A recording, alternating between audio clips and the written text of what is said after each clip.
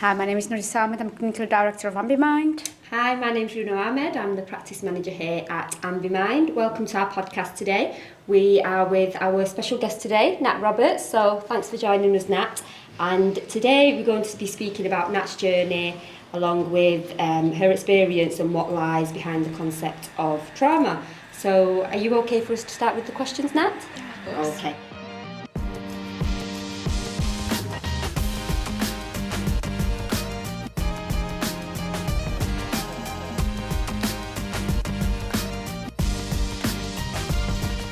So the first question is, what does mental health mean to you?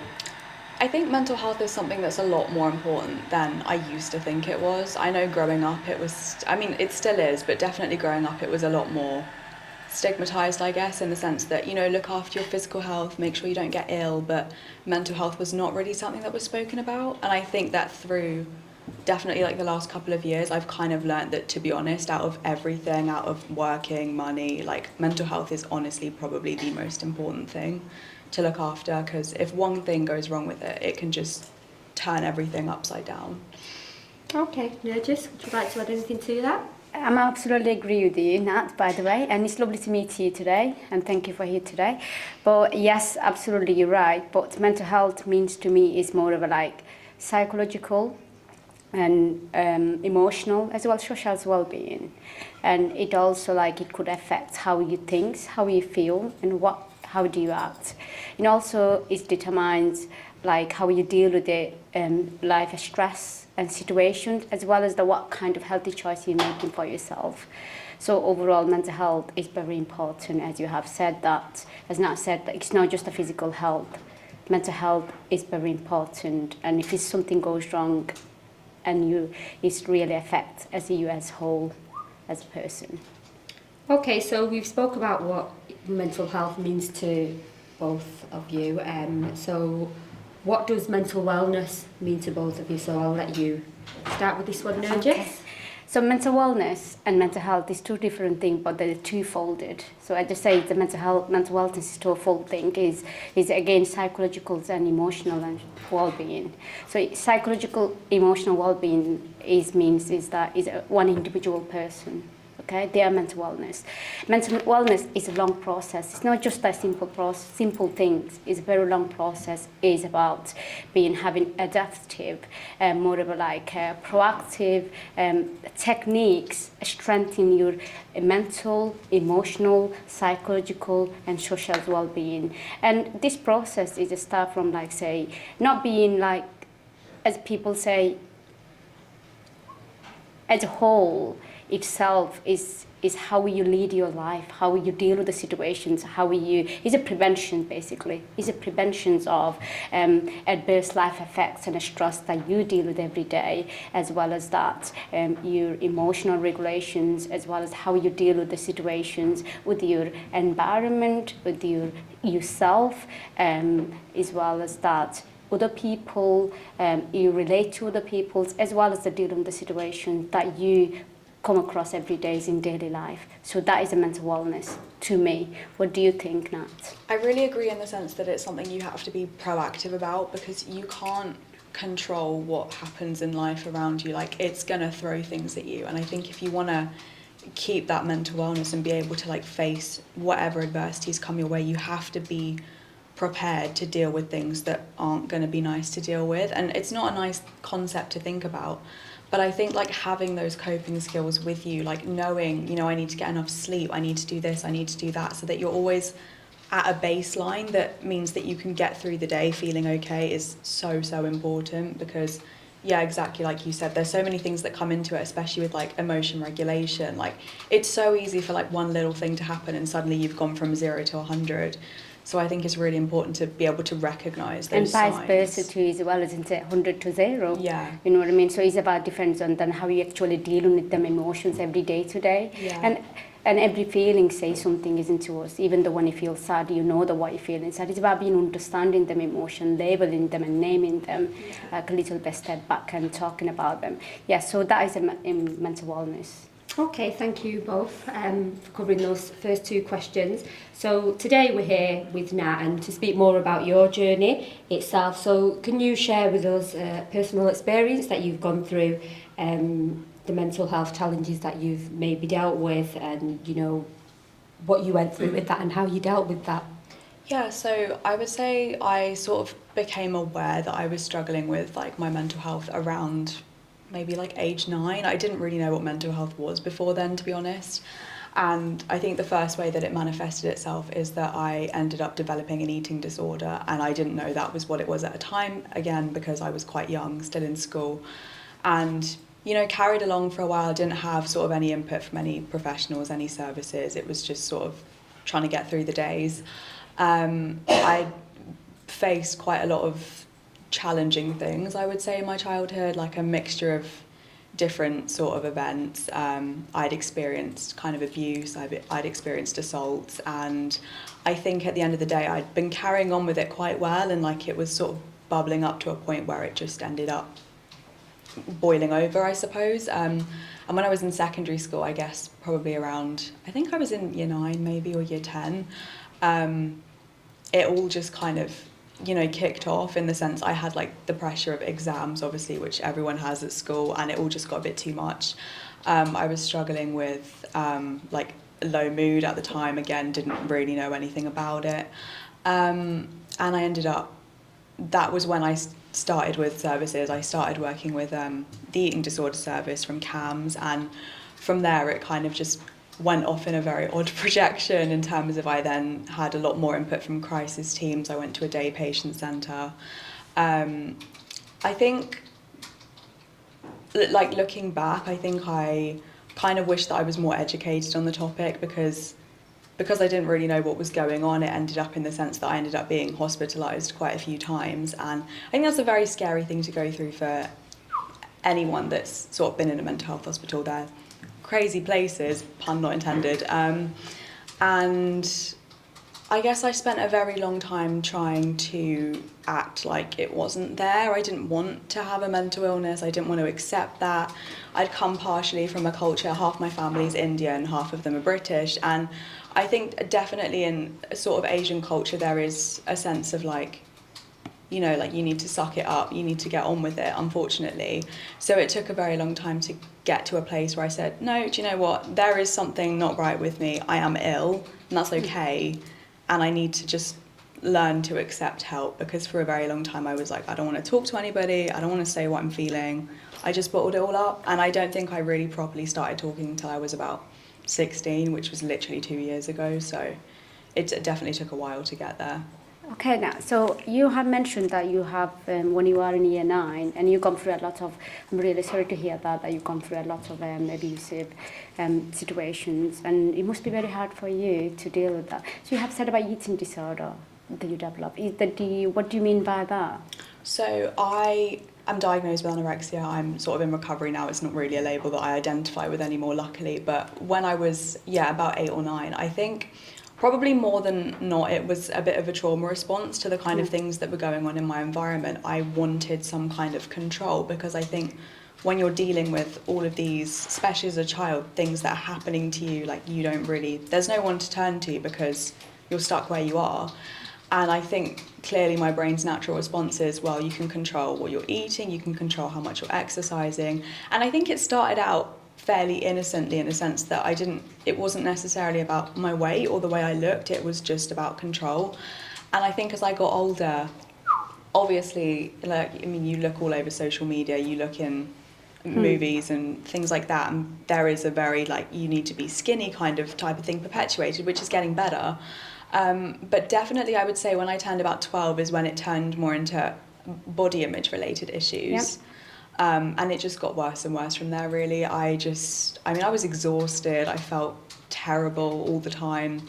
But yeah, no one really picked up on it for a very long time, not until I got very physically unwell, because I think that's the other thing. A lot of people hear the word anorexia and they have this image in their mind of someone that's in a hospital bed, really weak, emaciated, and it doesn't always look like that. It may end up looking like that, But oftentimes it just starts out, you can't tell really. Beginning of the journey that you know. So do you think that your eating disorder is the most having the, like, I'm not saying that as eating disorder is anorexia diagnosed later on in life, isn't it? But in the beginning of year 9 that you have mentioned that you took eating as not just a lose weight or you have a difficulty, but it's more of a like you took it as a coping mechanism to deal with your early experience of childhood experience of trauma. Yeah. So what do you mean by that? Like, the one you said about the childhood experience of trauma, if you're okay to ask me that. So like you have said, mentioned about something like have no one to turn into. So what do you mean by that then?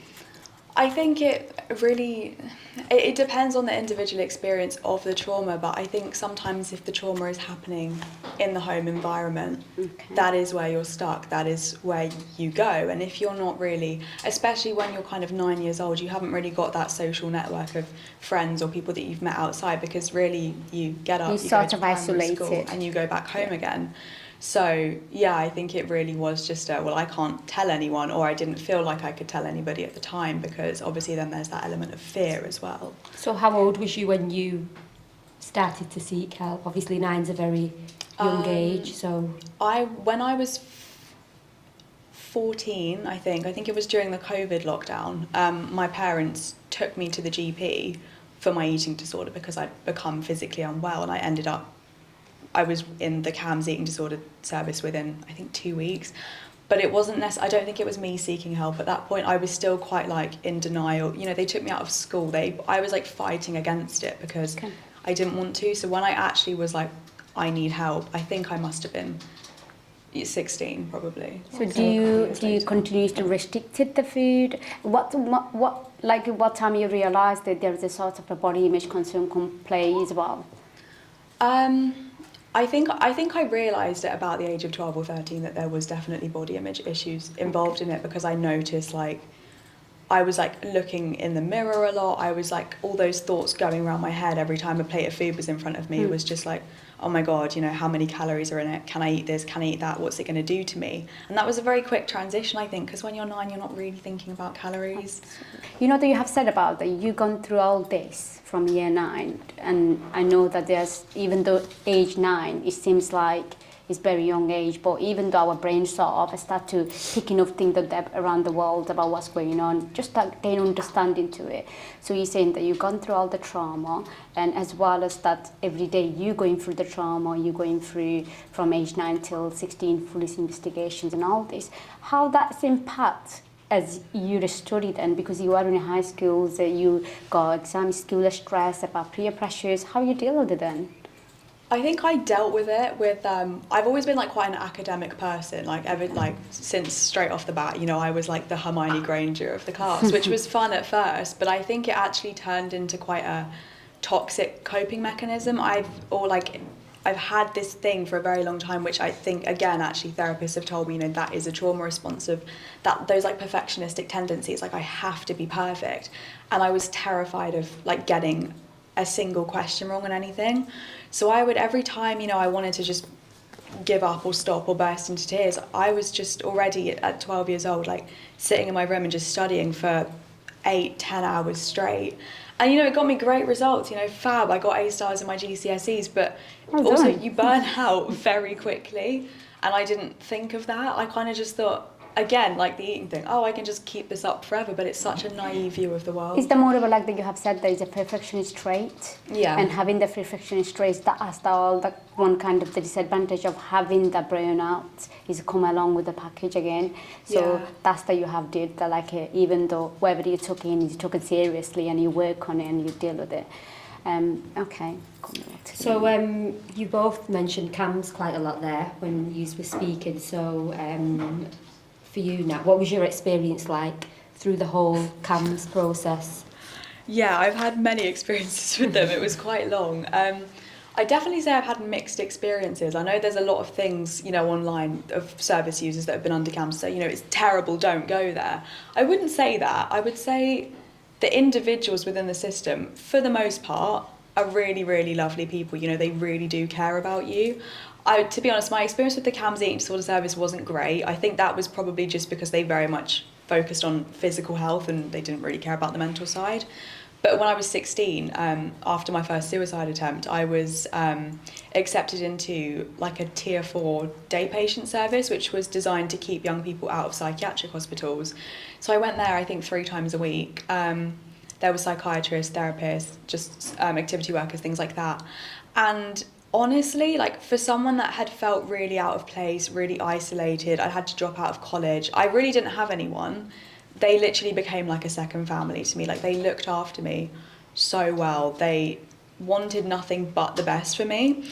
So I think like I say, the individuals, they really did help me. And, you know, I got sort of diagnoses, I got medications, I got therapy. And I'm very lucky in that respect because I know for kind of the tier 3 CAMHS community services, there can be really long waiting times, which is ridiculous, but there's just not enough funding. But I think the other thing I would say about my CAMHS experience is that sometimes they took that kind of kindness too far. And it seems like a weird thing to say, taking kindness too far, how can you do that? But I think there has to be a line, especially when working with young people who perhaps struggle with sort of like boundaries and have had bad relationships with, you know, family members, friends, etc., etc.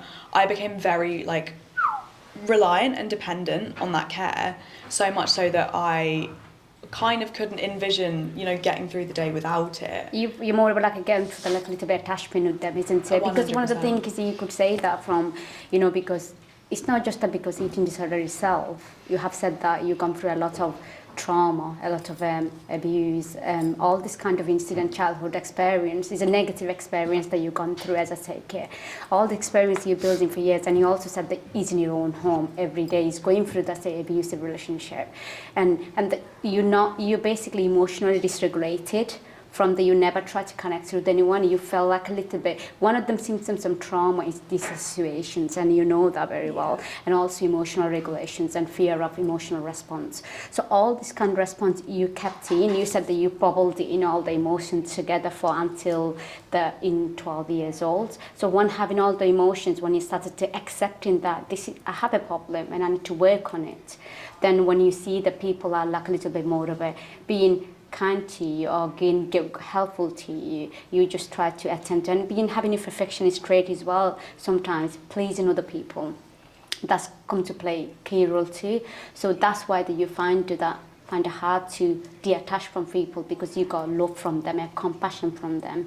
Okay, so at the beginning I mentioned that we'd be talking about the concept of trauma today as well in our podcast. So I wanted to ask the next question for you to start, Nat, if that's okay. So what does trauma mean to you? To me, trauma is, it's adverse experiences that are out of your control, that impact you in a way that you might not understand at the time, but they can have like long-lasting effects on you.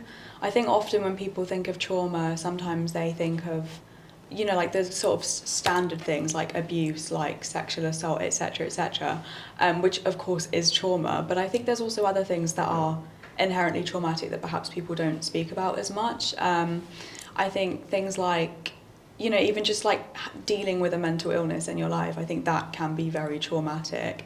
And I think that the lasting effects of trauma they can affect your relationships, they can affect literally your ability to go to work, your ability to go to school. Just, they can literally affect everything, like in a day. Yes, absolutely. Yeah, trauma is that we normally say is that trauma means is more of like adverse effects and long-lasting effects in when the people go through the distress events through their life. So it could be the event could be, you said that it could be mental health problem, it could be physical, the disease, like someone find out that the person have a really life-threatening disease or problem, that could be a traumatic for them, or like you say, the accidents, or like sexual abuse, or the abusive relationship, or that other kind of situations. It goes to the category of trauma then. So we say that is that, like some people have we say acute trauma, chronic trauma, or complex trauma. So it goes to that defined by differently. But when we talk about trauma, normally a lot of people think it's just that in mental health world we think it's more of a complex trauma or something. It's not that. We actually could be anything, could be a traumatic for young people or old people, for anyone. So something is that over the period of is like create adverse effects or long-lasting effects in people's childhood to adulthood in their life, that is a trauma. So that's it's a trauma. So it's emotional response. Like emotional response to which affects people's emotional regulations, as well as that affect to navigate relationship, as you have said, the working relationship or relationship towards the parents, the relationship as a family, working relationships or educations, whatever relationship is affects to navigate to relationship. Also, trauma has a massive impact in people's brain, individuals' brain too. So sometimes we don't think about just the effects on just the like say relationship or emotions, but it's huge effects impacting brain, and which could have long-lasting effects in the later on their life if that doesn't work on them, trauma. So as I say, is it what Nat said, is long-lasting effects basically. Okay, Nat, you mentioned earlier that you have dealt with trauma. I can't remember if you said it was in your childhood, but you have experienced it. So would you say that was complex trauma? And if so, how did this affect any relationships that you might have had, whether it was with family, friends? Are you okay to talk about that? Yeah, so I would say it's complex trauma. I mean, I'm not sure of the nitty-gritty definitions of each one, but I'm diagnosed with complex post-traumatic stress disorder. Okay. And it's on my record, so I'd assume that's what it's classed as. I've experienced multiple different traumas, which I think can be hard to get your head around sometimes, because often you think of like one event, but for me it's just all over the place really. So as a child I experienced sort of like a long period of continuous trauma, and then when I was 12, for example, I was like gang assaulted by a group of guys. So that was sort of a one thing. But then in terms of like the longer lasting, the same group of guys then chased me home from school when I was 12 all the way through to for about a year straight. And, you know, they were bigger than me. I was short and small and a bit like, you know, they chased me on bikes, they'd throw glass bottles at me, you know, like scream things at me, all of that stuff. And then, you know, dealt with like sort of like bullying and stuff at school. Again, to be honest, after the stuff that happened in my childhood, I wasn't particularly bothered by that. And then when I was 16, I was like molested by a much older woman. And the whole police investigation for that, again, it's like often the things that actually happen after the trauma can be just as bad, and you don't think about it because you have to relive it a lot. In terms of how it affected me, I think definitely affected my relationships in the sense that I find it really hard to trust people, because even if somebody seems like they have the purest, kindest intentions and they haven't shown any signs of wanting to hurt me, I think when you've experienced being hurt by so many different people, especially by people that are really close to you or people that are supposed to protect you, it's always in the back of your brain, you've got ulterior motives, or you're going to do this, you're going to do that, and I can't stop it.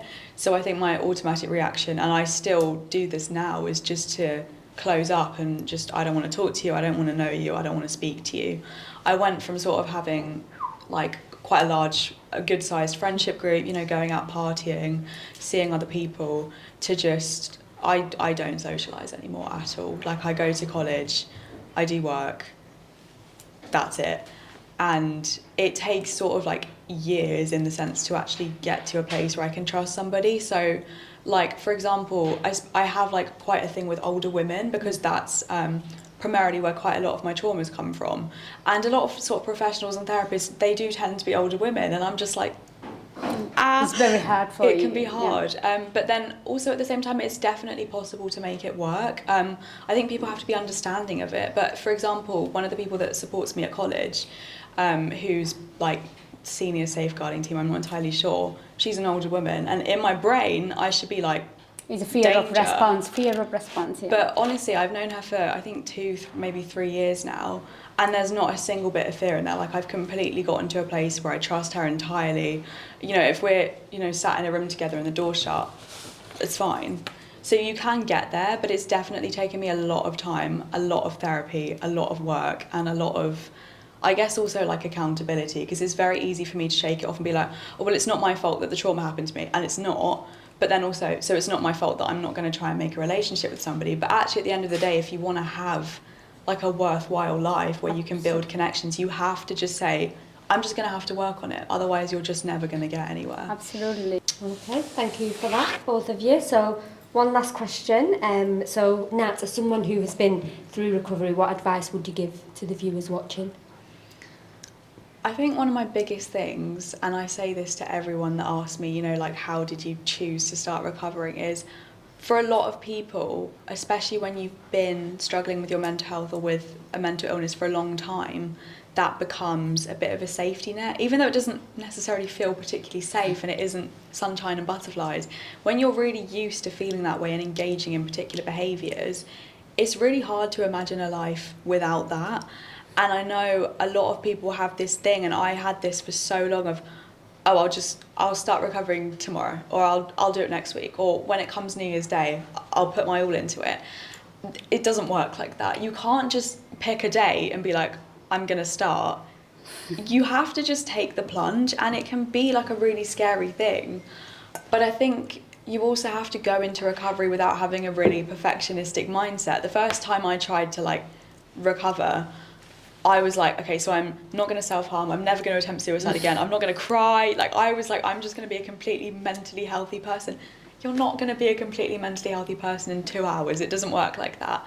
You have to cut yourself a bit of slack, and it's a working process. I'm really against the saying of like relapse is a part of recovery. I don't like that, because it's kind of like saying you can incorporate a little bit of the illness into getting rid of the illness. And I think when people hear that, they can be like, oh, so I kind of have to relapse at least once, otherwise I wasn't really ill.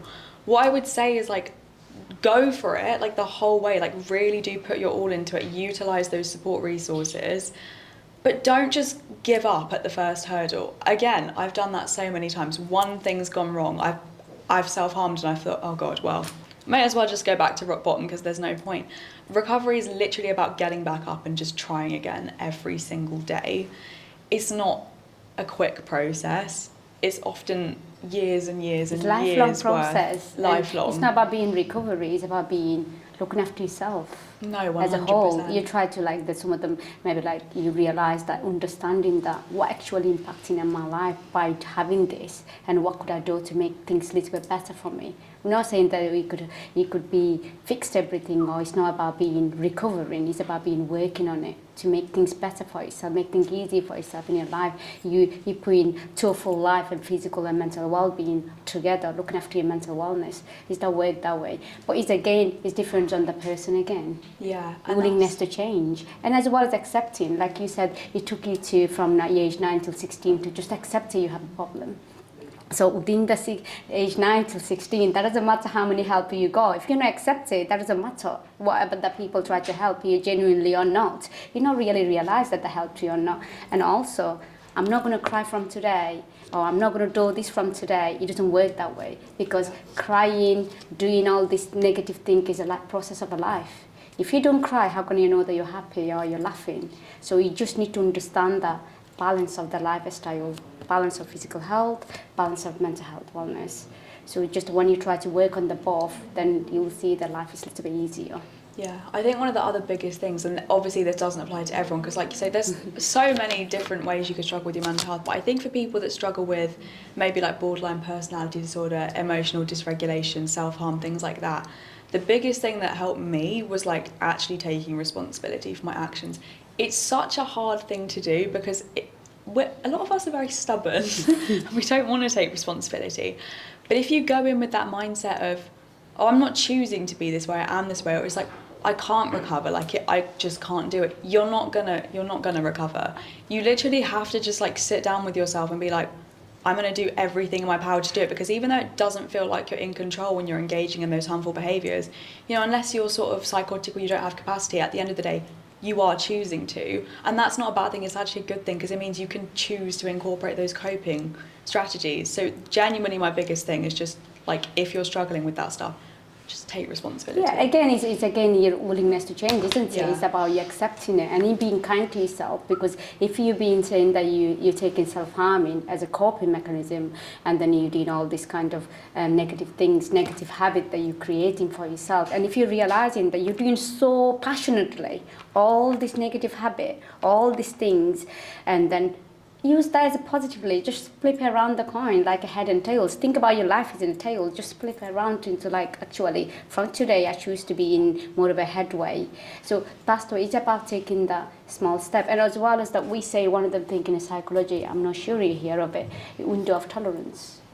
Okay, so that's your DBT skills. So window of tolerance is that when people go through the fight and flight response of survival mechanism, so just say this is a window. There is a window of tolerance. In the between, this is a green zone.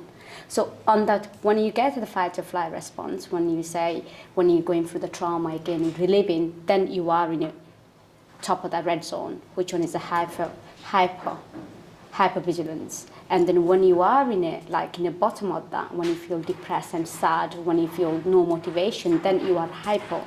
So always remember that which positions you are in a window of tolerance.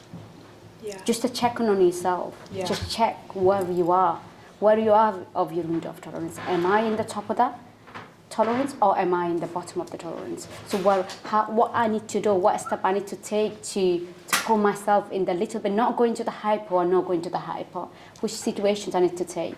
So it maybe perhaps you could say, you could talk to your favorite person, or you might go for a little walk, you could do mindful eating, do anything, whatever you're doing, just bring yourself in the present moment, just to see how you're doing. Check on yourself. Am I feeling sad? What could I do about it? Am I feeling anxious? What could I do about it? Again, it's about being calm in yourself and being yourself grounded. And that is one of the effective tools that the people could understand, or people could imply. Check on yourself, where you are in your window of tolerance, and how could you bring it down, or what could you minimize that.